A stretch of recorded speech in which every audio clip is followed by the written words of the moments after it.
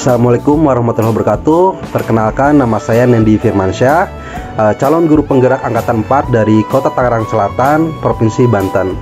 Di sini saya akan menyampaikan kesimpulan tentang apa yang dimaksud dengan pembelajaran berdiferensiasi dan bagaimana hal ini dapat dilakukan di kelas.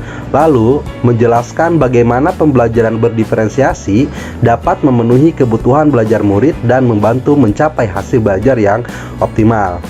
Juga bagaimana melihat kaitan antara materi dalam modul ini dengan modul lain di program pendidikan guru penggerak. Yang pertama adalah kesimpulan pembelajaran berdiferensiasi.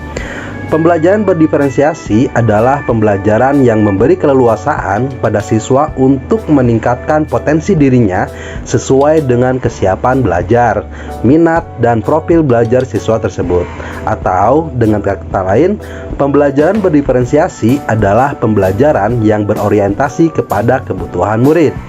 Nah, mengapa kita melakukan pembelajaran berdiferensiasi? Tentunya yang pertama adalah tujuan pembelajaran yang didefinisikan akan lebih jelas, lalu merespon kebutuhan belajar murid, lingkungan belajar yang mengundang murid untuk belajar, manajemen kelas yang efektif, dan penilaian berkelanjutan. Lalu, apa saja strategi pembelajaran berdiferensiasi? Nah, yang pertama adalah diferensiasi konten terkait apa yang kita ajarkan pada murid. Lalu, diferensiasi proses mengacu pada bagaimana murid memahami materi. Dan yang terakhir adalah diferensiasi produk terkait bukti yang menunjukkan apa yang murid telah pahami. Untuk menerapkan strategi pembelajaran berdiferensiasi, guru terlebih dahulu memetakan kebutuhan belajar murid. Nah, seperti apa kebutuhan murid itu? Nah, kebutuhan belajar murid diantaranya adalah yang pertama, kesiapan belajar. Mencakup kesiapan belajar atau readiness adalah kapasitas untuk mempelajari materi baru.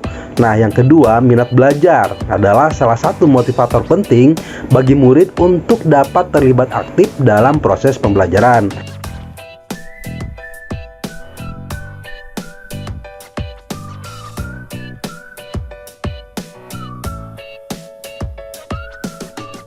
Dan yang ketiga adalah profil belajar, merupakan pendekatan yang disukai murid untuk belajar, yang dipengaruhi oleh gaya berpikir, kecerdasan, budaya, latar belakang, jenis kelamin, dan lain sebagainya.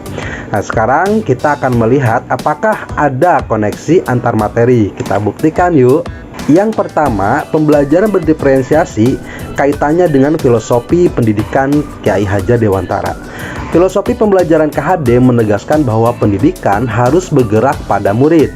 Hal ini selaras dengan pembelajaran berdiferensiasi, di mana pembelajaran berorientasi kepada kebutuhan murid. Nah, lalu yang kedua, pembelajaran berdiferensiasi kaitannya dengan nilai dan peran guru penggerak.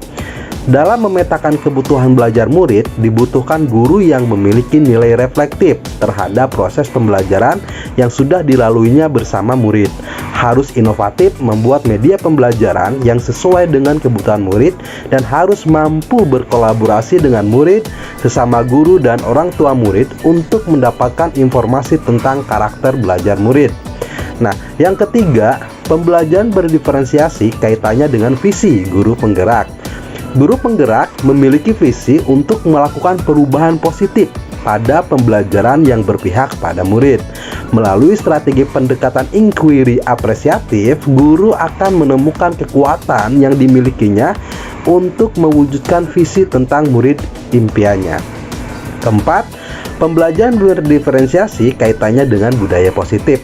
Dengan modul yang baru selesai kemarin, dalam pembelajaran berdiferensiasi, guru memiliki peran yang sangat penting dalam membentuk atmosfer lingkungan yang positif.